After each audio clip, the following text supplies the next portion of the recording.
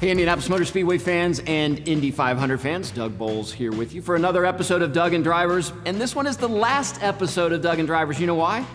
Because Josef Newgarden won the Indianapolis 500 last year. He's going to be defending his championship this year, and the race is right around the corner. Josef, thank you so much for joining us. Absolutely. I'm excited to talk to you, Doug, because I think you're one of the greatest champions of the Indianapolis Motor Speedway. I feel like I'm honored to talk to you now, having maybe won the race, so very cool. Well, we've known each other for a long time, which is really cool, and watching you celebrate last year, I was excited just because I know how passionate you are about the sport. I've seen all the effort that you put into it from the days you were in go-karts. But what I love the most is you took your celebration to the people that mean the most to you and to me, which are those 300,000 plus people that were in the grandstands. Pretty cool moment. It was very cool. You know, people have asked me about it, and it was completely premeditated. I've been wanting to do that. You know, I have a lot of respect for the Indianapolis Motor Speedway. There's an energy there, as you know, and everybody knows, that's unlike anywhere else in the world. I always thought, look, if you're lucky enough to win the race, you should celebrate with the fans. You should go into the crowd. And so that was just, it was a dream of mine, and it was very cool to realize that. I didn't think maybe that would ever happen. You know, it took me 12 years, and you show up every year and you put your heart and soul into it, and there's no guarantees. You know, the Indianapolis Motor Speedway doesn't owe anybody anything, as has been stated. And, you know, just for it to work out, I'm eternally grateful.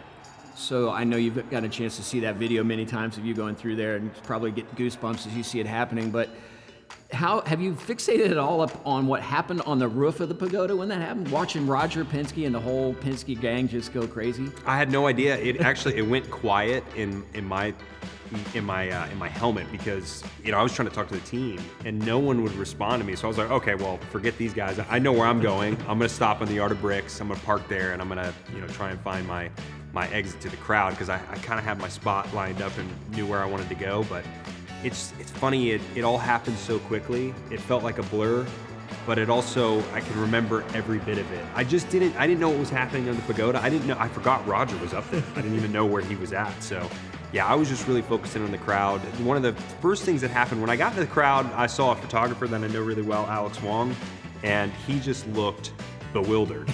You know, we were in a sea of people, and I remember spotting him, and we locked eyes, and he was like, we should probably get out of here, is kind of the thought he had. But it was amazing. Just, it was, it's ingrained in my brain what happened that day.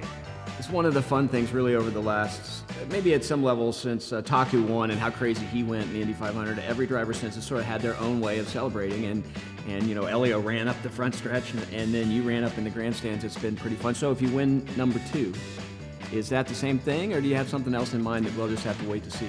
I'm working on it. I think it's you'll have to wait to see. You know, Indy's kind of one of the, you got to kind of get back there. I'm ready to go back to the month of May. I'm ready to hang out there. It's one of the coolest privileges that we have is, you know, we're essentially living there at the track for 3 weeks. And, you know, you've got a lot of time. You're practicing every day. You got a lot of time to sort of, you know, walk around the place and, you know, reconnect, if you will. So I'm excited to go back, reconnect, you know, and see what the next game plan is. I don't know that it'll be the same. You have really established yourself, not just as a great race car driver, but the ovals really have become something that you are the guy, pretty much no matter where we go in ovals, that people have to beat. Think about your upbringing, it wasn't really ovals, it was road courses. What's caused you to just really find that affinity and that comfort level on an oval?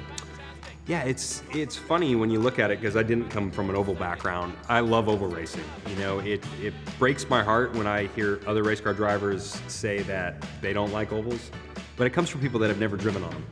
You know, it's such a different art form and craft, and man, it is difficult. Mm-hmm. It is so difficult to figure out how to make the car work right in those conditions, especially at a place like Indy, and then learn how to race in those conditions correctly. I mean, it's a challenge that I've always enjoyed. You know, it started in Indy Next when I came up, when I came back from Europe, really, and I joined Indy Next. I sort of got that taste of oval racing. Indianapolis Motor Speedway was actually my very first oval race. And I just love the style of it. It's very different than anything else I've ever done. And so whenever we get to an oval track, it's not that I don't love road and street courses too, but I just love the challenge of an oval race. Well, Indianapolis, obviously, the driver needs to understand it, but it becomes so much more of just the driver. I mean, the team has to be perfect, the restarts have to be perfect, pit stops have to be perfect. Winning the Indy 500 is more than just you being able to deliver in the car. I think that's very true. You know, it doesn't matter how successful we've been on ovals. We've been super successful on ovals the last couple of years. That doesn't give you an Indianapolis 500 victory, because it's so much more than that, exactly what you just said.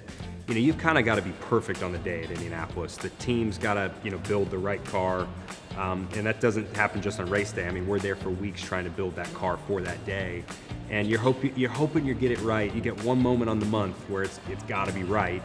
And so there's that part of the equation. There's the pit stops, as you said, the strategy. You think you have the right strategy, and then it flips and you got to change. So there's just a lot that has to go into the equation. It's a total team effort. I think that's why you see the emotion from everybody. It's not just the emotion from the driver. You see the family, you see the crew. It's a lot of work that everybody puts in, and when you do get it right, there's just nothing like that feeling when you get it right on the day. You led 5 laps last year, so on the outside looking in, it wasn't a dominant car. At what point in time, I know you go into the race knowing you've got a chance to win all the time, but what point in time for you did it really set in that, okay, I'm not leading 50 laps of this race, I only have to lead one of them? When was it that you thought, I really have a chance to win this Indianapolis 500? The crazy thing, genuinely, this was in the best first stints of a race I've ever had in Indianapolis. The very first stint, first 30 laps, I said, today is a day that we can win the race. And, we started in 17th, so we weren't at the front of the pack. We knew that we needed to work our way towards the front. I thought if by lap 100 we could be in the top 10, we're in a good position. If we can be in the top 5 with 50 or 60 go, then we're in position. And then that final stint, which is always so critical, we've got to work into the top 3. And we kind of followed that pattern, but it was that first stint that set the tone for the entire day. I think we moved up from 17th to 12th, or maybe even 11th. So we were way ahead of schedule, and I just felt like I had the car under me to do what I needed to do on the day. And I thought if we make the right calls and we get ourselves in position, I think we can execute at the very end. So it's just funny, sometimes you build a car across the race and it's there at the end and you feel good about it. I loved that I felt confident right away, and I think it set the tone for all of us. Well, it certainly was an exciting end, that red flag. What's going through your mind as you're sitting there in a car that's hot, hoping it's going to restart when the restart happens, and it's only going to be a one-lap shootout? It's nerve-wracking, and we had 3 of them. So, you have to go through each one and, collect your thoughts. I mean, for me, it was hard to not become overwhelmed because, everyone is there and they stay and they're ready for that final moment. And so when you stop in pit lane, that's when you hear the crowd. When you're driving the race, okay, maybe you think you're hearing the crowd, but you're so focused on everything else that you're not really hearing them. But when you stop in pit lane, I mean, you see the sea of 300,000+ people, and it's just hard to ignore the magnitude. You feel like the weight of the world is on you, even though it's taking all of us. But just as you said, that final red flag, it's this moment. You're going to make either the right decision or the wrong decision, and it's either going to work out or it's not. And the magnitude of that is, you've just got to build an exterior up to deal with it, because if you don't, it's hard to survive there at the Speedway. So were you relatively confident when you made that pass on Marcus there that he wasn't going to be able to get you coming down the front stretch out of turn 4? Because I think there were some people who thought he made that pass a little early.